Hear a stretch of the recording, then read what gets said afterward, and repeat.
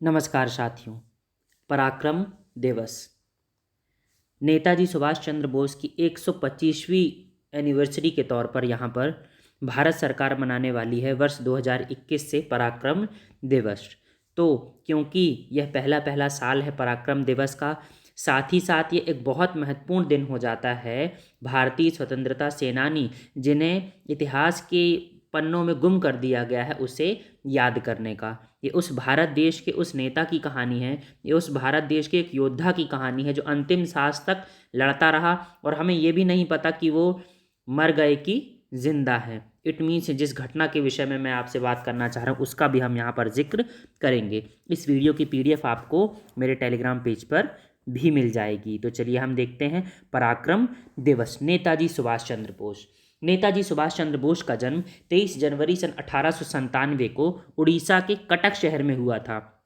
उस समय पर उड़ीसा बंगाल प्रेसिडेंसी के अंतर्गत आता था। उनकी माता का नाम प्रभावती दत्त बोस था और पिताजी का नाम था जानकी नाथ बोस। जो शुरुआती इन्होंने शिक्षा ली थी उसके बाद इन्होंने रेवेंशा कॉलेजिएट कॉलेज में दाखिला लिया था। उसके बाद फिर प्रेसिडेंसी कॉलेज कोलकाता से इन्होंने BA की डिग्री भी प्राप्त करी थी। लेकिन इनका ध्यान कहाँ था भाई? राष्ट्रीय आंदोलन में लगा हुआ था। इसीलिए ये उग्रवादी जो राष्ट्रवादी जो विचारधारा थी उसमें खासा जोर देते थे और उसके तहत इनका आकृष्ट या आकर्षण भी देखा गया था। उसके बाद वे कैम्ब्रिज यूनिवर्सिटी भी चले गए थे।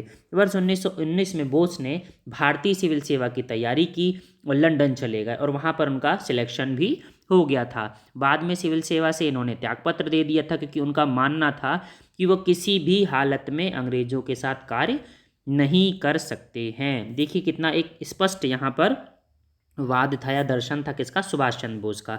सुभाष चंद्र बोस स्वामी विवेकानंद की शिक्षाओं से भी बहुत ज़्यादा प्रभावित थे और वो सुभाष चंद्र बोस विवेकानंद को अपना आध्यात्मिक गुरु मानते थे, जबकि उनके राजनीतिक गुरु कौन थे? चित्तरंजन दास। और ये प्रश्न भी आपको बार बार देखने को मिलता है। दोनों प्रश्न आता है कि इनके आध्यात्मिक गुरु कौन थे? तो स्वामी विवेकानंद। और इनके राजनीतिक गुरु कौन थे? तो CR दास। कुछ देखिए फैक्ट हम यहाँ पर देखते हैं जो घटनाक्रम से ही संबंधित हैं कि वर्ष 1921 में बोस ने चित्तरंजन दास की स्वराज पार्टी के द्वारा प्रकाशित समाचार पत्र फॉरवर्ड का संपादन संभाला था और इसी नाम से बाद में आप देखेंगे एक राजनीतिक पार्टी भी बनेगी, फॉरवर्ड ब्लॉक।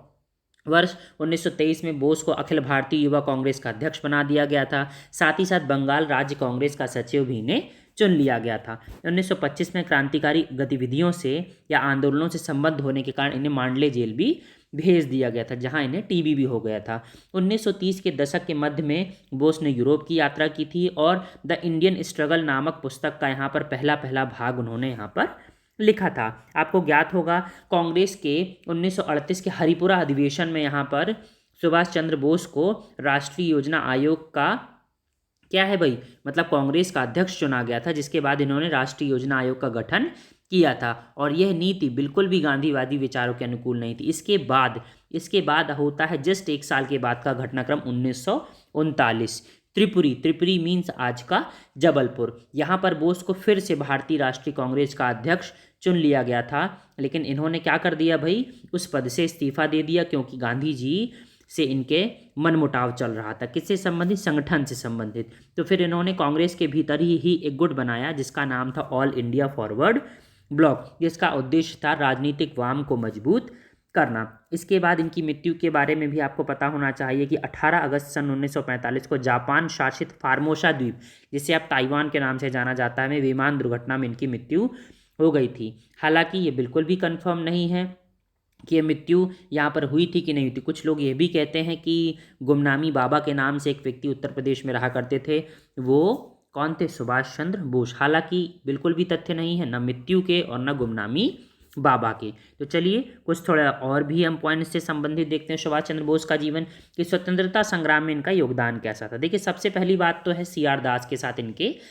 संबंध। तो CR दास के साथ इनके संबंध को आप ऐसे ही देख सकते हैं। इतना महत्वपूर्ण था CR दास के साथ इनके संबंध, चित्तरंजन दास के साथ इनके संबंध, कि इन्होंने अपना राजनीतिक गुरु के तौर पर ही यहाँ पर CR दास को माना था। साथ ही साथ 1930 में कलकत्ता का मेयर भी इन्हें चुना गया था सुभाष चंद्र बोस को और AITUC का अध्यक्ष भी इन्हें चुना गया था। तो आप देख सकते हैं ट्रेड यूनियन में भी अच्छे खासे क्या थे भाई, संबंधित थे।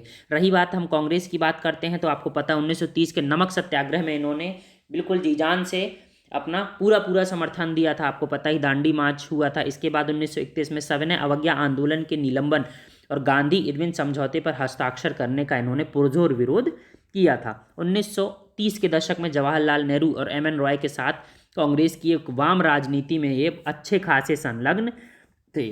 अध्यक्ष के विषय में मैं आपको बता चुका हूँ कि कांग्रेस के 2 बार अध्यक्ष चुने गए, एक बार 1938 में और एक बार 1939 में। भाई 1939 में जो गांधी जी के उम्मीदवार थे पट्टाभी सीतारामैया, उनको इन्होंने हरा दिया था। तो यहाँ पे गांधी जी ने स्पष्ट कहा था कि ये सीतारामैया की हार नहीं है, ये मेरी हार है। तो आप देख सकते हैं कितना ज़्यादा एक गोल्डन मूवमेंट था। और यहाँ पर गांधी जी की भी पॉपुलैरिटी को यहाँ पे क्रॉस कर गए थे सुभाष चंद्र बोस। इसके बाद सविनय अवज्ञा आंदोलन 1930 की घटना मैं आपको बता चुका हूँ, यहाँ पर कोलकाता में नज़रबंद कर दिया गया था सुभाष चंद्र बोस को। उसके बाद की घटना आती है भारतीय राष्ट्रीय सेना की।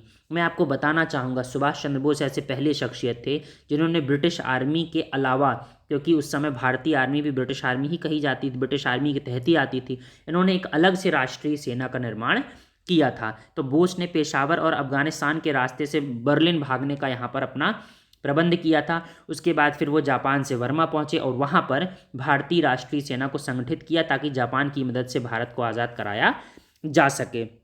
जो ये नई आर्मी थी इसका जो जनक है वो कौन था? मोहन सिंह, कैप्टन मोहन सिंह। ये क्वेश्चन भी पूछा जाता है। उन्होंने जय हिंद और दिल्ली चलो जैसे प्रसिद्ध नारे भी दिए थे और उसको साकार भी करने की कोशिश की थी। अब बात आती है आज़ाद सेना की। तो बोस ने बर्लिन में स्वतंत्र भारत केंद्र की स्थापना की और युद्ध के लिए भारतीय कैदियों से भारतीय सेना का यहाँ पर गठन किया। मतलब जो युद्ध में युद्धबंदी बना लिए गए थे भारतीय कैदी, उन्हीं से इन्होंने यहाँ पर सेना का क्या किया था भाई? एक निर्माण किया था। बहुत महत्वपूर्ण हो जाता है ये। बोस ने भारत की आज़ादी के लिए हिटलर और मुसोलिनी से भी मदद ली थी। ये फोटो आपको बार बार बीच बीच में देखने को मिल जाएगी। वो हिटलर के साथ गए थे बातचीत करने के लिए कि किसी भी प्रकार से भारत देश से क्या अंग्रेजी सत्ता यहाँ से हट जाए। और इसी रेडियो पर बोस ने 6 जुलाई सन 1944 को, बहुत महत्वपूर्ण तिथि है ये, 6 जुलाई 1944 यहीं पर महात्मा गांधी को राष्ट्रपिता के रूप में संबोधित किया था।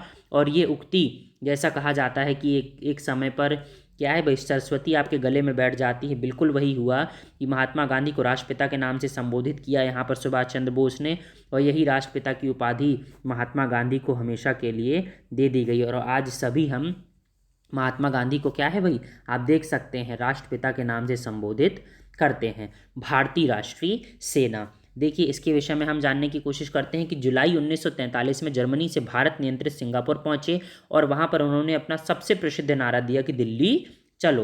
और 31 अक्टूबर 1943 को आज़ाद हिंद सरकार और भारतीय राष्ट्रीय सेना का इन्होंने गठन की घोषणा कर दी। आईएनए का गठन पहली बार मोहन सिंह और जापानी मेयर इविची फूजीवारा के नेतृत्व में किया गया था। मैं आपको बता चुका हूँ। इसमें मलायन, वर्तमान में मलेशिया अभियान में सिंगापुर में जापान के द्वारा कब्जा किए गए ब्रिटिश भारतीय सेना के युद्ध के भारतीय कैदियों को शामिल किया गया था। आईएनए में सिंगापुर के जेल में बंद भारतीय कैदी और दक्षिण पूर्वी एशिया के भारतीय नागरिकों को शामिल किया था। इनकी संख्या बढ़कर लगभग 50,000 तक भी पहुंच गई थी। आईएनए ने 1944 में इम्फाल और वर्मा में भारत की सीमा के भीतर जो संबद्ध सेनाओं थी, मतलब जो ब्रिटिश सेनाएं थी, उनका मुकाबला किया था। हालांकि रंगून के पतन के साथ ही आज़ाद हिंद फौज एक प्रभावी राजनीतिक इकाई भी बन गई थी। नवंबर 1945 में ब्रिटिश सरकार के द्वारा आईएनए के लोगों पर मुकदमा चलाए जाने के बाद उन्होंने पूरे देश में बड़े पैमाने पर यहाँ पर प्रदर्शन किया था। प्रभाव तो यही था कि भारतीय सेना में जो असंतोष की लहर थी वो पैदा हो गई थी।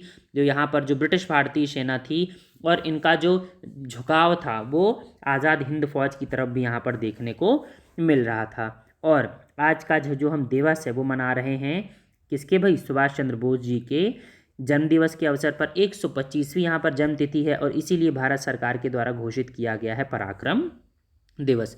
भूलिएगा मत, बहुत सारे कॉम्पिटिटिव एग्जाम में आपको पूछने वाला है। और अगर आपको इस वीडियो की पीडीएफ चाहिए तो मेरे टेलीग्राम पेज पर मिल जाएगी, आप ज्वाइन कर लीजिएगा। और हाँ, वीडियो अच्छा लगे तो सब्सक्राइब और शेयर करना मत भूलिएगा। धन्यवाद। Devendra sir official.